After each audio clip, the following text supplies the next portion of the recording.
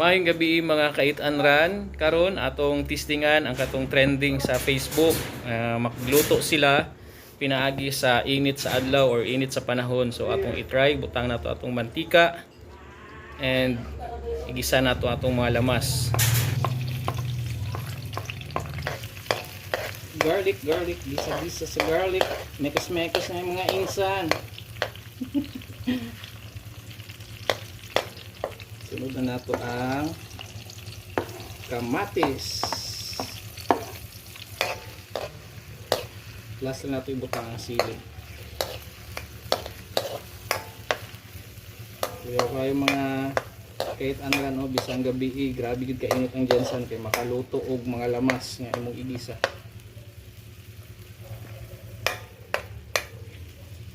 Shout out sa mong kalaha nga panahon pa ni kuan Magellan.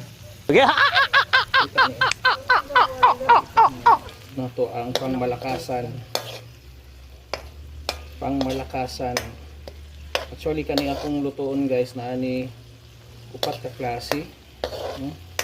Ari siya guys oh. Kunya na nato i-explain ang sa ikaw upat ka klase ana.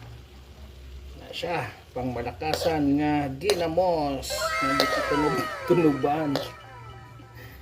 Bitaw ang uban yun na tunog-tunuban man na. Sa una gipusil ginamos gipusan og sili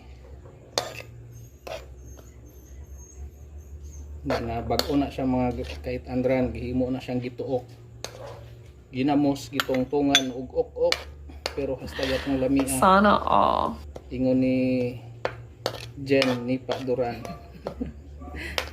o kani kuani siya mga kahit andran gitukhang ay may sili gitukhang ginamos gitungtungag ok-ok nga halang kay naa mo sili.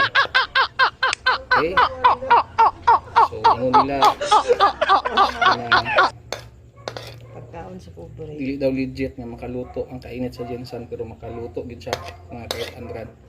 Pakita gud mo nga gabi na wala na yun. Ana siyang tinuod mga kahit andran. Gabi na karon oras 8:24. So, siya.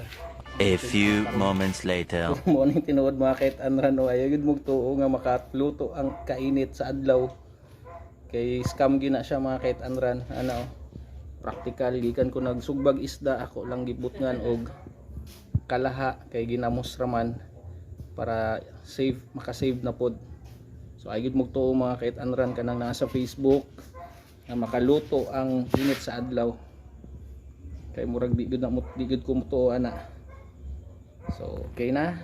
Pila ka pauno na nato ato ang gitokhang ginamos gitungtungag ok-ok nga halang. Mga unta